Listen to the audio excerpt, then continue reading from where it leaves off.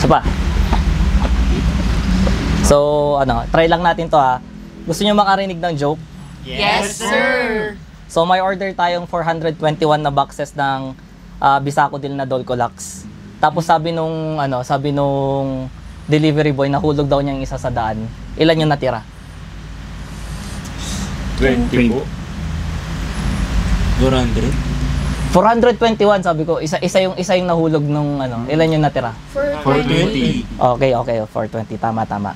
So, next question. Paano mo ilalagay yung isang drum ng probiotic sa ref? Bubuksan yung ref, Okay. tapos ipapasok yung drum. Okay. Isasara yung ref. Tama. Eto. Paano papasok yung drum ng suppository sa ref? Isang drum ng suppository sa ref.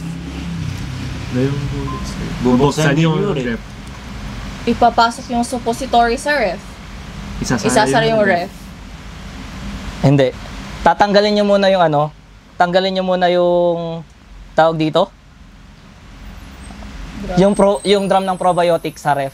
Tapos tsaka nyo ipapasok yung drum ng suppository. So, yun.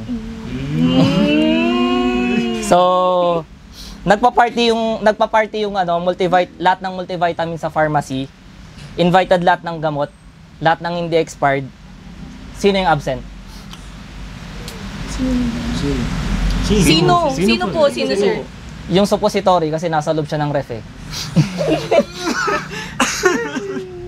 So, habang nangyayari to, may babaeng naglalakad papunta sa pharmacy na may lagnat.